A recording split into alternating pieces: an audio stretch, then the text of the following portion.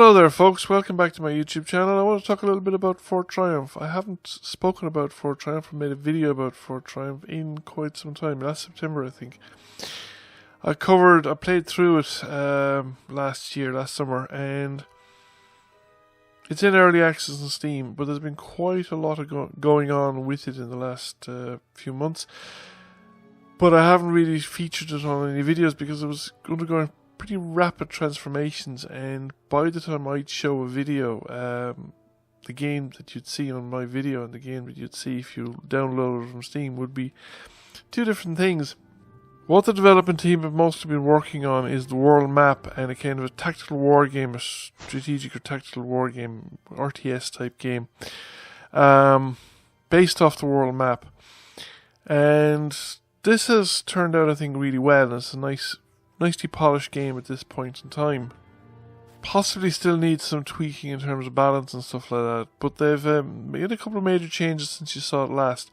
One of the things they've done is they've changed the resource, the currency essentially. They've brought in two currencies, so you have now magic, which is easy to get at the beginning. It lies around in pools. Now there are magic generators, but there's not necessarily as many of them, and they might not be in the territory that you currently control. And at the higher levels, the AI tends to come after you pretty aggressively, and magic generators tend to be garrisoned very, very strongly, so you might never actually get to capture magic or a magic generation source in the game. So you got to make the best of it in the early game when you have it. You have the towns where you start out with, so that fortress with the red flag in it is my home town. That's a magic pool there. The other currency you can see lying around, I got one at the start there, are beat coins. And beat coins are your kind of basic currency, so you can buy regular units, that is non-hero units, with beat coins. You can buy certain buildings. A lot of the buildings to upgrade the town can be bought with beat coins, although some of the more valuable ones require a combination of beat coins and magic. But most of the stuff that you need to, say, upgrade your parties tend to require both beat coins and magic as well. So I tend to now go for the upgrade where I get an extra 2 slots so that I can put some items. So some of the stuff you can collect are magic items that will boost the attack and defenses of your party members, and the other are potions where you get healing potions and stuff like that. And then to go for the 2 slots, you can go up to 3 slots, but because again of the scarcity of magic, I find that it might not necessarily be the most profitable thing to do. So your stuff that improves the party, like I said, tends to be both beat coins and magic, but stuff that improves your town can be just beat coins on their own, and some of those things are easier to get, and so therefore you finish up getting them rather than some of the more desirable stuff that you'd like. The battle system tends to work the same way. The other thing that you can get as well is some of the treasure chests will give you options of either experience or beat coins, or health to the party or beat coins, and I have now tended to go for experience, for instance, rather than beat coins, because you tend to actually be okay for beat coins, but magic and experience and stuff like that are scarce enough resources. Obviously you can level up your party members as you engage in combat, but again, in the higher levels of difficulty, the AI tends to come after you fairly quick, so relying on combat alone might not get your heroes up to the point that you'd like them at when the enemy party arrives. And there's no retreat from battle, so if the enemy party arrives really, really strong, which you can sometimes do, particularly at legendary level, and almost always, in my experience anyway, the 2 or 3 games that I played at legendary level, which I lost all of, which the enemy party arrived very strong in the first week of the game, and if my party was within reach, they just marched up to them and killed them. So you start out with 2 parties of 2 people each, and that's your maximum capacity of heroes. You could have a unit, so depending on what faction you're playing and what town you control. So say if you're controlling the human town, you could have a peasant which is really weak, or you could have a brute, which is actually a fairly decent unit, has some flexibility, and 2 heroes. So you have the mage and the savage is one party, and the paladin and the ranger are the other party. I think the mage and the savage are a slightly stronger combination than the ranger and the paladin. I think the ranger, once he levels up, is actually reasonably powerful, but he's a ranged character, and doesn't got a lot of hit points, and really depends on other party members to synergize with.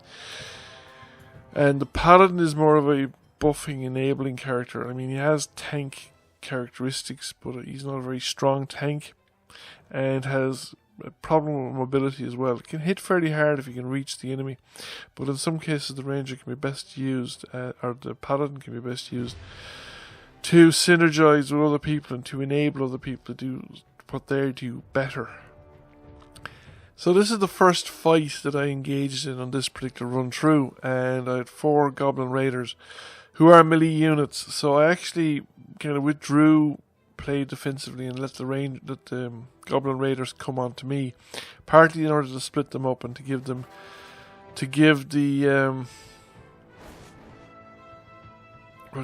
give the characters some room to work with. And the mage was able to, for instance, injure that goblin raider on the way in, and I've taken the long range telekinesis of my power up, because that is actually a very powerful spell. Now, they've actually close to contact with the savage here, so I'm going to not move the savage, instead use the action point to move the goblin raider in front of me so that I can get a kick, line the 2 of them up and bang them off each other to stun both. So I've now stunned half the enemy team. It means they just basically get a move, they don't really get any attack or anything like that, and I've got to level up as well. So the basic way, you have 2 action points essentially. You can move with your first action point. If you're adjacent to somebody, you can attack, but that uses all your action points. If you move, you can attack if you become adjacent at the end of the move. You can do stuff like kick, which generally kicks an enemy unit into the terrain or into another enemy unit, and that can generate stunning effects.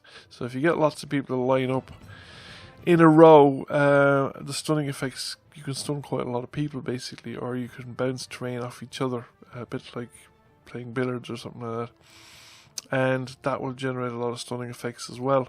Melee heroes actually have an attack of opportunity, so forcing the enemy units to move, forcing their movement through the enemy, melee heroes' zone of control, can execute or cause that attack of opportunity to execute, and that can be very powerful as well because it gives you sort of an extra attack. So we have the mage is basically whittling down at the price of some hit points, whittling down this goblin, and she's gonna get him in the next turn. There's only 1 hit point remaining, and the range is point blank, so we're going to kill him. But the savage is taking on 3. Now, the other one you'll notice there at number 5 in the toolbar is the savage is a slash and dash attack, so I could use a movement point.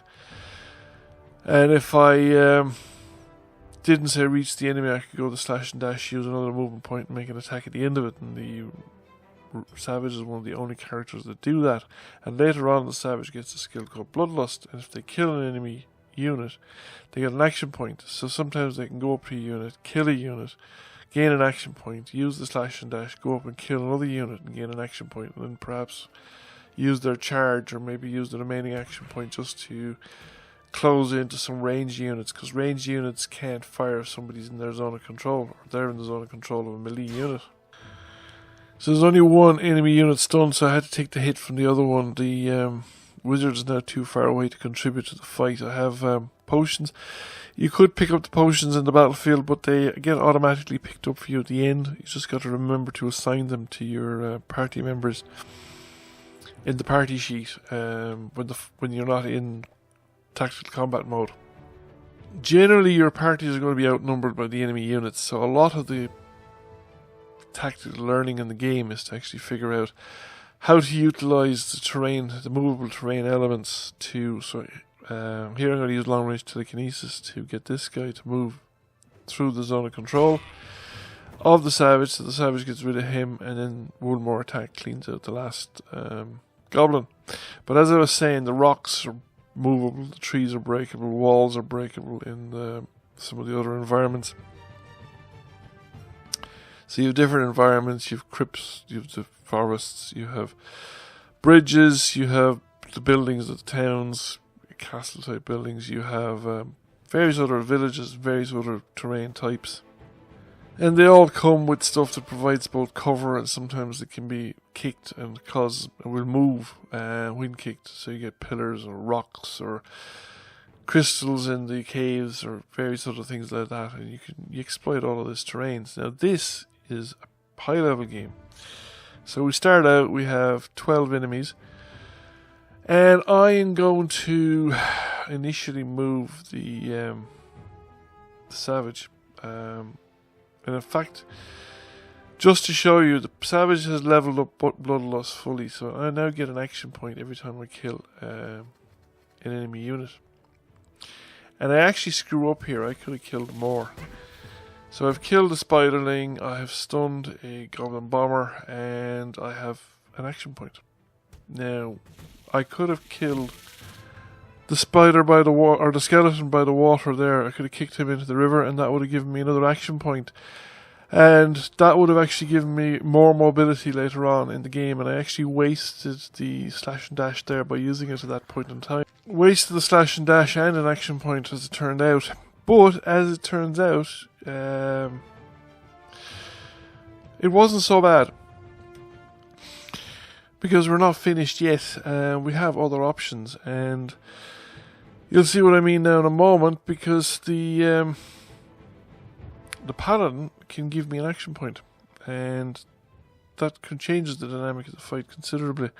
Because although I've done a fair bit of damage, it is sort of, in case you ain't seen nothing yet, folks, the initiative order thing moves on from the Paladin to the Wizard straight away, but I want to go back to the Savage because I want to continue moving. So we move over beside that big spider here, and then we kick him into the water.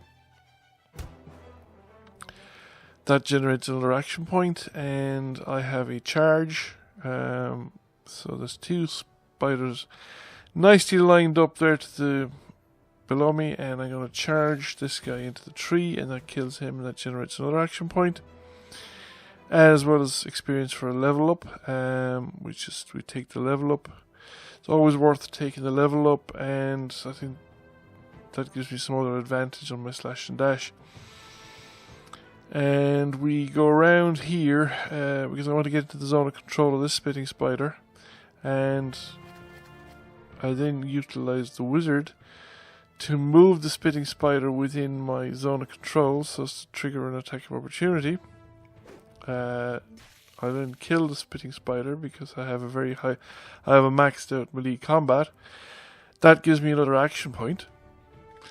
I'm back up to 2 action points. The wizard might as well finish the wizard's move. The wizard makes an attack on one of the spiders, but he misses and he hits the tree instead. So the tree is electrified, but that's just a snazzy special effect. It doesn't actually have any effect on the combat. And I then boot these 2 spiders into each other to stun them. And I've reduced 12 enemies down to 5, and I could have actually reduced them down to 4, because that skeleton over by the lake should have been dead. If I had done it correctly, I would have killed at least one more thing, and I'd possibly have killed 2 more things. But I've essentially gutted the enemy party in just by the Savage alone, running around, and by utilising the synergies with the other party members. And finally now I want to get rid of the Goblin Bomber, because he's probably the most dangerous thing left. With the area effect, especially with all these bodies of water lying around, he can shove people into bodies of water, and I could lose characters that way, and I don't want to. We're back around to the Savage, who has 3 action points, and is now about to, well, it doesn't matter, I'm going to kill him one way or the other. And, well, there's nothing really within charge distance. Just checking there to make sure that I don't have a straight line to anybody that's useful. Which I don't. The body of water is in the way, so I'm going to finish up just putting the last spitting spider within my zone of control. I think that's all that I can use. I can't make an attack at the end. My slash and dash is still on cooldown. And the Paladin will just kill one or other things beside him.